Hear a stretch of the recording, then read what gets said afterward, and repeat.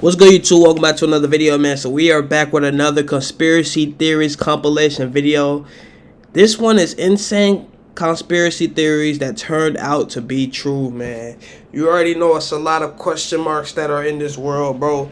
And this is just something that we really need to take into account. But let's see in this video what exactly is being told, what exactly is being said, and what exactly turned out to be true. If you're new to my channel, be sure to subscribe. I'm trying to get to 100 subscribers by the end of this month. And y'all give me some more video suggestions as to other conspiracy theory videos that y'all want to see, you know what I'm saying? But let's go ahead and just jump right into it, though. No cap. We're back with even more insane conspiracy theories. Some might have seemed to be wild and even totally implausible at one time, and some even spent years totally obscured from the public. But all of these were eventually revealed, at least in part, to be true. And some of them are even stranger than fiction. From shady government scandals to aliens buried out in the desert, to ghosts at sea that started a war, and even a secretive meeting between some of the wealthiest people in the world that involved strange rituals in front of a big stone owl. These are the insane conspiracy theories that turned out to be true, part 2. Let's start with one that seems so obvious that it would almost be more surprising if it weren't true. And that's the theory that the government is watching your every move. It's hardly an overstatement to say that in our modern technology-driven world, you're never more than a few feet from a camera, whether it's part of a closed-circuit system or even those that are found near roads designed to catch speeding drivers. But think about how many other places you'd find a camera. Your smartphone's got multiple, and your laptop or PC will likely have a webcam, just to name a few. What's stopping the government from using these devices to spy on you? Well, nothing, actually. In fact, it's completely legal for them to do so. Mass surveillance is hardly a new innovation, as dystopian as the concept might feel. In the United States alone, there exist multiple federal law enforcement and intelligence agencies that serve the function of conducting surveillance over the population, like the National Security Agency, the Federal Bureau of Investigation, and the Central Intelligence Agency. While this is often done in the name of security to protect the public from the threat of acts of terrorism, surveillance on this scale is also a tool used to silence political dissent, often by targeting particular individuals and organizations. Although it generally requires exploiting software security vulnerabilities, the government can technically use cameras in your devices to spy on you. The FBI even has access to technology that can remotely access webcams without triggering the light that indicates the camera is active. And they've been able to do this for years. Remote activation tools, known by the fitting acronym RATS, are a form of spyware that the FBI uses for criminal investigations.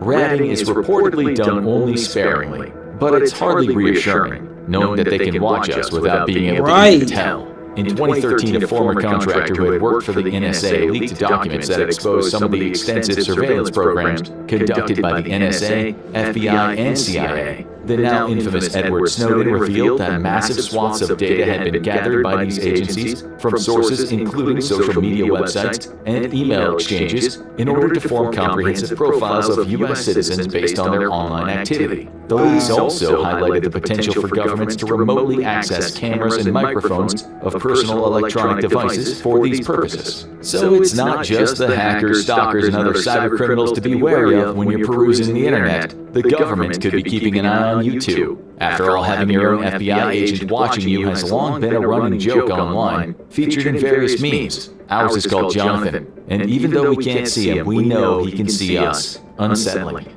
From one tale of shadowy governmental overreach to an attempt to suppress political opposition that became so infamous that its name has been immortalized in the Conspiracy Theory Hall of Fame. It was 1972, and the several-month-long build-up toward the next presidential election was already underway, with Republican President Richard Nixon running against Democrat candidate George McGovern. Little did the public know that a discovery was about to be made that threatened to upend the entire election process, and the president himself knew about it. Several months before the election, Frank Wills, a security guard working at an office, apartment, and hotel complex in Washington, D.C., discovered that various locks around the complex had been tampered with. Suspecting a possible break-in, Wills called the police, who arrived and apprehended 5 burglars.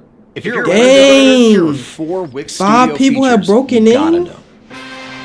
Golly! Who had forced an entry into the offices of the Democratic National Committee. But this wasn't about a score because these weren't ordinary burglars. While inside, they'd intended to steal several important campaign documents and attempted to plant bugs to listen in on phone lines.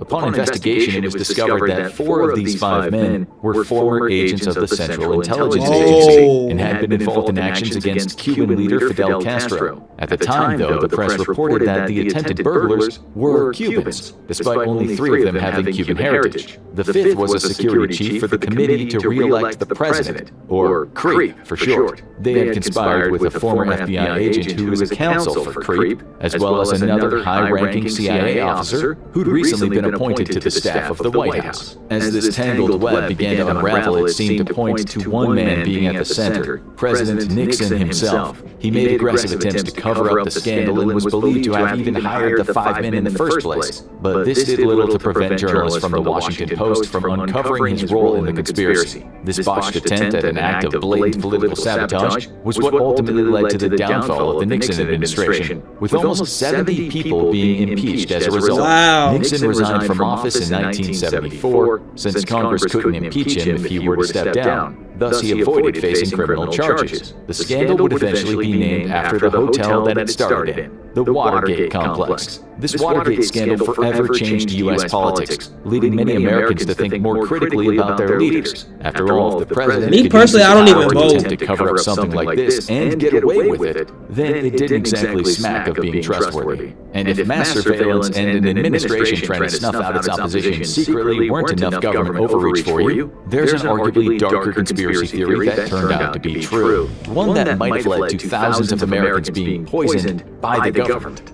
A while ago, an alarming factoid was circulating on the internet that in 1926 the federal government had poisoned alcohol in an effort to discourage the public from drinking during Prohibition. This was, of course, a real thing. Well, Prohibition was anyway, as between 1920 and 1933 it became illegal to sell, produce, or even transport alcoholic beverages. But naturally, this didn't stop people from buying, drinking, and often making their own booze. According to the claim, though, the government added poisonous substances to alcohol Ain't as no a way way. to crack down on the number of people drinking it. Apparently, this event caused an estimated 10,000 deaths before Prohibition was eventually ended in 1933. But the truth is a 10,000 little more nuanced. The government wasn't exactly sneaking into black market distilleries and emptying barrels marked with the skull and crossbones into the booze like some cartoonish supervillain. In actuality, when the 18th Amendment was passed bringing Prohibition into effect, this led to regulatory agencies encouraging measures to make alcohol used for industrial purposes undrinkable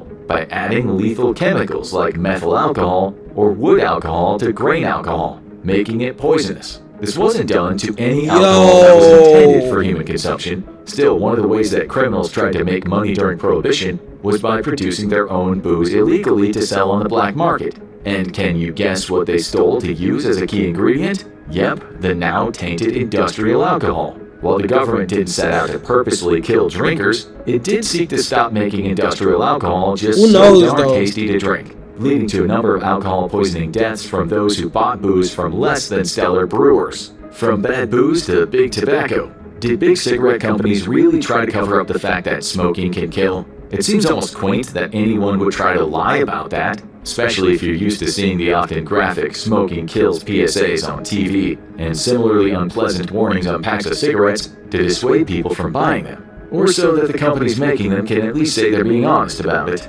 But back at the beginning of the 1950s, new evidence was emerging that seemed to show an indisputable link between smoking cigarettes and developing lung cancer. Naturally, people knowing your product is deadly can be pretty bad for your business, never mind the moral and ethical implications of it slowly killing your customers. Tobacco companies had their bottom lines to worry about. As a result, they released a frank statement to cigarette smokers in January 1954, an advertisement campaign designed to dispute the recent scientific studies that linked smoking with its dangerous effects on people's health. The tobacco industry's campaign was intended to cast uncertainty on recent scientific findings and not only sway consumer opinions on smoking, but also undermine efforts by regulatory bodies to impose better guidelines on cigarette companies. These then could have led to better standards and practices, potentially even making cigarettes less addictive and thus reducing the risk of causing further cases of lung cancer. The entire industry spent decades using PR strategies to knowingly deny the link. From the producers of Vanderpump A Rules, sign that welcome says to the smoking Valley. heals Adult is stuff. insane. Our priorities bro. I have will say changed. that, bro. Between smoking and its serious negative health impacts, including refuting the scientific evidence that connected smoking with increased lung cancer cases in the USA and UK, misleading consumers into believing their products actually had benefits to their health, refuting the potential harms of inhaling secondhand smoke, claiming that nicotine wasn't addictive, and large cigarette corporations even established organizations designed to produce their own research that specifically aligned with the claims they made, all while knowing that smoking does kill in the interest of protecting their profits over public health. From no smoke without fire or potentially fatal illness to suspicions of a conspiracy within the world of sports, accusations of cheating, bribery, and rigging have been present in every major league for every sport in history, from football This and part was basketball, ridiculous. even the boring stuff like fishing. But if hidden weights and frozen supermarket fish fillets stashed in prized catches prove anything, it's that sometimes these accusations are warranted. This was revealed to be the case with the Black Sox scandal. In a pivotal championship bout of the 1919 World Series, American League champs, the Chicago White Sox, were playing the Cincinnati Reds, champions of the National League. Over the course of a best-of-9 series, the Cincinnati Reds beat the White Sox 5-3, crowning them the winners of that year's World Series. But almost immediately after, rumors of an organized conspiracy among the members of the Chicago White Sox began to spread. 8 players in particular were accused. The 2 pitchers, Eddie Chicote and Claude Lefty Williams, the team's first baseman, Arnold Chick Gandil, shortstop Charles Swede Riceberg, the Sox third baseman, George Buck Weaver, Yeah, 2 damn near the whole outfielders, team. including power hitter Shoeless Joe Jackson and Oscar Happy Felsch, as well as an infielder named Fred McMullen. And yes, those are some of the best 1920s nicknames we've ever heard too. Facts. Although the suspicions of conspiracy among those players died down as the following year's season started, in September 1920, a grand jury began to investigate the allegations, particularly as they pertain to gamblers invading the sport of baseball. 4 of the accused players, Eddie Chicote, Lefty Williams, Happy Felsch, and Shoeless Joe Jackson, admitted that they threw the 1919 World Series in exchange for bribes. Court records suggest the players received between $70,000 and $100,000 for the loss. That had to have been a However, lot during following that trial time. in 1921, the indicted players were acquitted thanks to insufficient evidence. Suspiciously, the original confessions from the players had disappeared from the grand jury's files. All 8 of the now dubbed Black Sox were subsequently banned for life from continuing to play professional baseball. Jumping from the Black Sox scandal to Operation Snow White, did a crazed cult really try to scrub any unfavorable reports about them by sending out thousands of undercover agents to infiltrate government agencies? Well, if you know anything about the Church of Scientology, their questionable belief system, and their allegedly abusive practices, then this might not come as much of a surprise. We're not looking to sully the good name of Mr. Tom Cruise here at the Infographic Show, but if you're allegedly part of a cult that allegedly has a torture chamber out in the California desert, then maybe it's not surprising that your ex-wife Katie Holmes and her daughter would start to think twice before hanging out with you.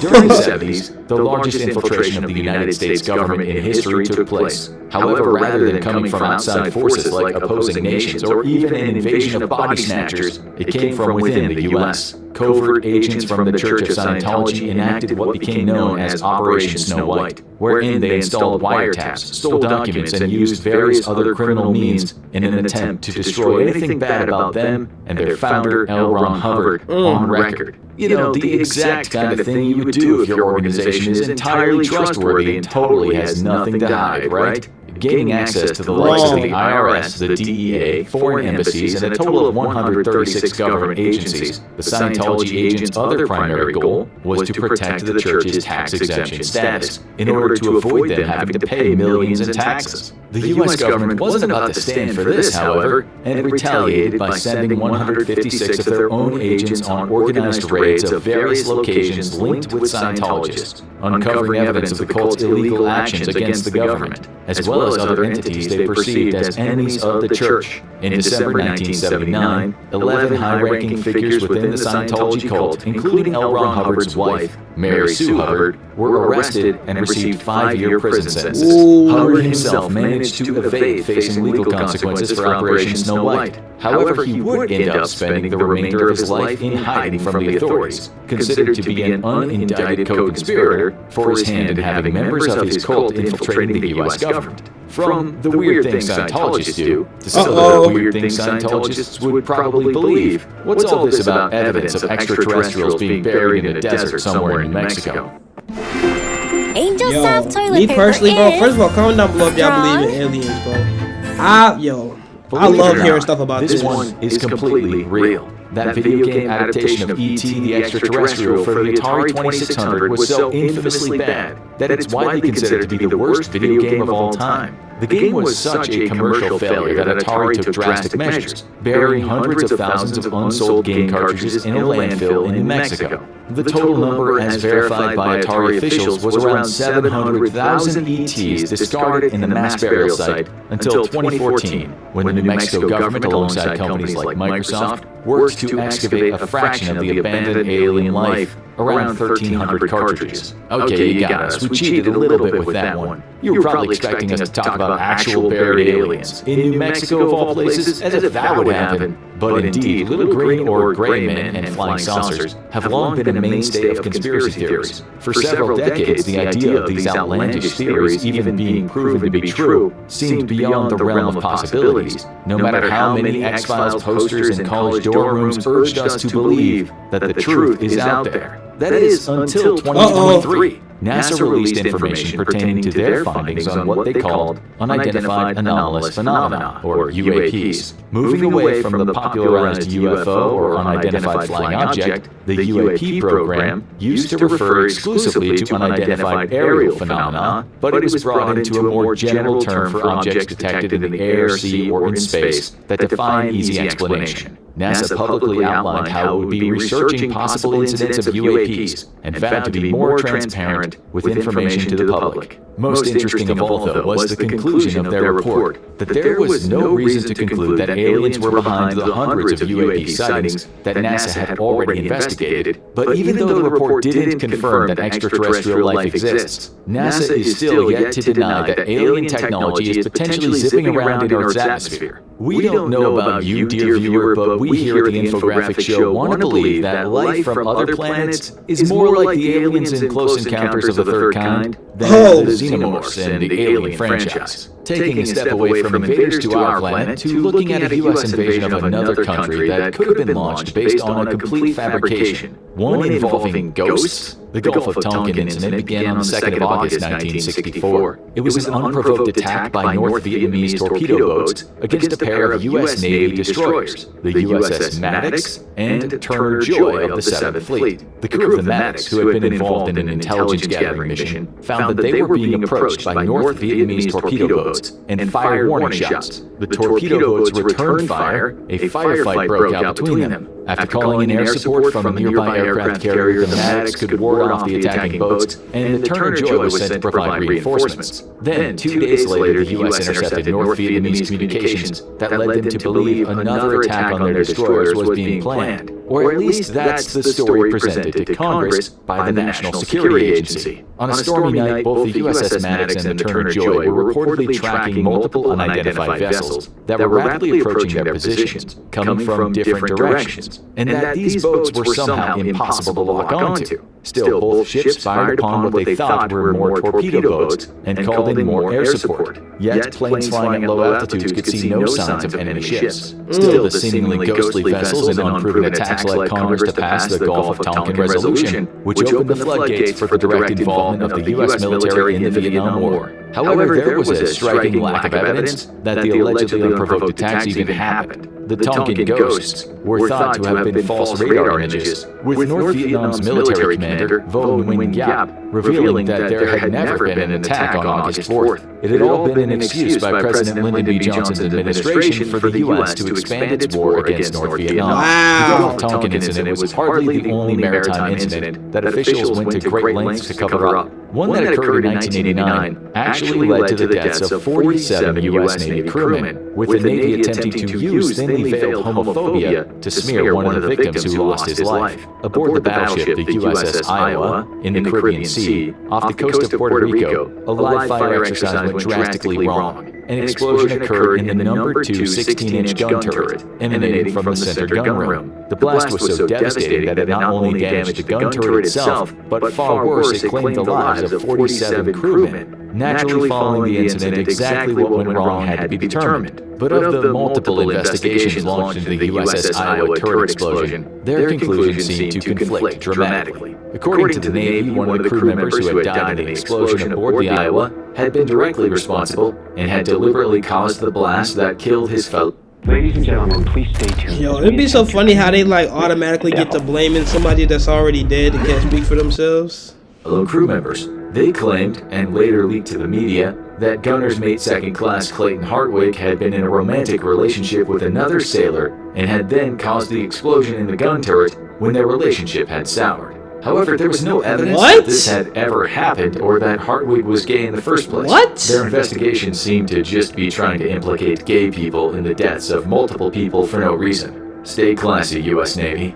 When the media around the victims' families disputed the Navy's findings and the U.S. Senate and House Armed Services Committee held inquiries into those conclusions, the Government Accountability Office, with the help of Sandia National Laboratories, were then asked to conduct their own investigation. Did they uncover some secret ploy by a gay crewman to enact an explosive murder self-destruction? Of course they didn't. Instead, a technical examination revealed that an excess of powder bags used in the gun's turret breach had been rammed in at a higher speed than it was designed for. The powder had then ignited during loading, resulting in the explosion. The Navy even conducted a test proving that an excess of powder was more likely to blame for the disastrous detonation. These new findings prompted the U.S. Navy to reopen the investigation. However, they still refused to accept accountability for any wrongdoing. Despite reports from the GAO and Sandia, they never apologized to Hartwig's family and instead closed the investigation, saying the cause of the explosion couldn't be accurately determined. The last conspiracy about lies told by the military got a little dour, but don't worry, this next one might be just as bad. It's about a harrowing testimony before Congress that described some truly heinous actions, and that was instrumental in launching another armed conflict. How much do you want to bet it was completely made up? On the 10th of October 1990, a 15-year-old girl identified only as Nayira gave a tearful testimony to Congress. In it, she recounted witnessing firsthand Iraqi soldiers taking 15 babies out of incubators in a Kuwaiti hospital. The soldiers reportedly then left the newborn children on the ground to die. This had been following the invasion of Kuwait by Iraq, which marked the beginning of the Gulf War. Nayira's testimony was widely publicized, and we do mean widely. It aired on 700 TV stations across the USA, with then President George Bush Sr. repeating the story almost verbatim at least 10 times in the weeks following, all to sway public opinion in favor of the Gulf War, justifying the US's position in backing Kuwait. Stop us when you figure out the twist in this one. The testimony by Nayira was completely falsified.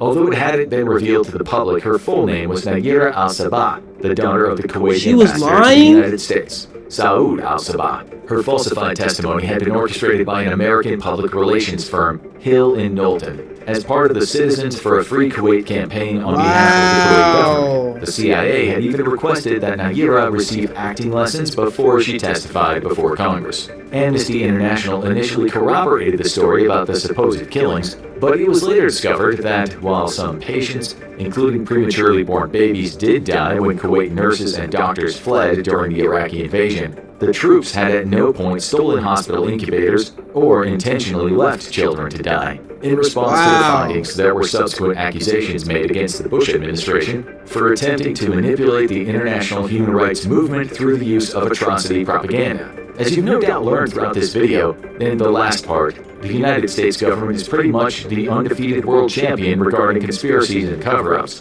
What can we say? It's something we're just so darn good at. Ready for another one? Of course you are. Yep. Let's turn the clock back a few decades. The 50s and 60s were a crazy time for conspiracy theories. In fact, you could argue that much of the public fascination with conspiracies came into its own. Exposing the top secret things the government doesn't want you to know became something of a national pastime. And one of the craziest of all was codenamed Operation Northwoods. In 1962, officials within the U.S. Department of Defense had proposed a false flag operation that would see the Central Intelligence Agency carrying out acts of terrorism against American citizens on American soil. Additionally, on the hit list were military bases in Miami and Washington, along with plans to destroy U.S. ships, as well as refugee boats coming into the States. There were talks of hijacking planes and planting phony evidence to implicate someone else in these various acts of terror. The big question is, why would the U.S. government want to attack Americans? To make them afraid of communism? Oh, of course. A few years earlier, in 1959, Fidel Castro had come to power in Cuba. He allowed communists to form part of his new government, improving relations between Cuba and the Soviet Union. Given the Cold War between the USA and the USSR, Castro created concern among some within the US government and military, so the goal of Operation Northwoods was to carry out attacks on innocent American civilians, as well as kill Cuban refugees, all while pinning these attacks on Castro and implicating the Cuban government. Ultimately, they wanted to paint a false image of the Cuban leader and misinform the American public in hopes it would encourage the sentiment that the US should wage a war against Cuba. Perhaps the most terrifying of all, Operation Northwoods was actually authorized by the Joint Chiefs of Staff, meaning the U.S. almost came dangerously close to carrying out terror attacks on its own people in order to pin their deaths on Cuba. Fortunately, the operation was ultimately rejected by President John F. Kennedy. Of all the things he's remembered for, using his power to stop this absolutely heinous craziness was definitely one of his better decisions. Yeah. So, thanks for that one, JFK. When the government isn't at the heart of conspiracies, it's normally a nebulous, vaguely defined secret society secretly controlling the world through nefarious means. And the moment you hear someone arguing that such a group exists, be wary. Unfortunately, a lot of conspiracy theories center around a shadowy organization like the Illuminati and are usually just used by bigots to justify their very blatant and virulent anti-Semitic or racist worldviews. How do you keep something? Man, fun fact. You hide it in plain sight. The word conspiracy even came about because of J.F. Kennedy. I'm sure a lot of people don't even really know that though. The people who are really up to some shady dealings are the rich and powerful, especially big businessmen and CEOs, and in particular members of the Bohemian Club. Every July since 1872, some of the world's wealthiest, most powerful, and most influential figures head to a 2,700-acre campground in California. This is the Bohemian Club, an elite, invite-only social club initially founded in San Francisco. And on the surface, they've got all the things that'll raise your eyebrows. From a reported history of mysterious ceremonies, a top-secret guest list that's previously included presidents, some wealthy businessmen and military officials, and a weird stone owl statue on their retreat in Sonoma County. For years, the secrecy surrounding the tight-lipped club and their getaways to Bohemian Grove in Monte Rio, California, has fanned the flames of many conspiracy theories. Most of the stories revolve around the performance of pagan rituals and worship of that big stone owl that reportedly plays voice recordings of Walter Cronkite, who served as the anchorman for CBS Evening News for 19 years and was also a Bohemian Club member. While this all sounds like it could be just wild speculation by conspiracy theorists, the club's existence has been proven by several news organizations. Founded in 1892, the Bohemian Club was started by an all-male collection of artists, writers, lawyers, actors, and journalists from the San Francisco Examiner, all sharing interests in arts and culture. It quickly received attention and then funding from wealthy businessmen. And since its inception, the club has expanded to include the likes of Clint Eastwood, Henry Kissinger, even Presidents Richard Nixon and Ronald Reagan. Even in the modern day, the Bohemian Club maintains a reputation for having predominantly the richest and most politically conservative men in the United States. However, they weren't all gathering around an owl to perform human sacrifices or coordinate their efforts to maintain control of the world. Since its founding, the Bohemian Club has held regular gatherings for members, allowing them to socialize, drink, and enjoy theatrical and musical performances. They inhabited various temporary locations in their early decades before establishing a permanent headquarters in the 1930s over on Taylor Street in downtown San Francisco. They also host an annual summer retreat to Bohemian Grove, which is when things tend to get weird. Robed figures are reported to sacrifice an effigy to banish all the worries of the gathered members. From there, things just tend to descend into a lot of drunken debauchery. Really, the Bohemian Club is just an excuse for some of the wealthiest figures to act like a group of stereotypical frat guys. What happens in between is still a question many conspiracy theorists and people alike ask. Want to know more? Check out insane conspiracy theories that turned out to be true, or watch this video instead. Man, that is insane, bro. Me personally, I feel like the one that really makes me mad though is the sports betting. Just because the fact that, bro, I be on prospects a lot, and yo, I have not won a single matchup in like months, honestly. And I'll be honest, bro, I bet a lot. So it's almost like it's as if really I'm just donating the prospects now. I really probably need to take a break, bro. Seriously, I really might need to take a break, bro.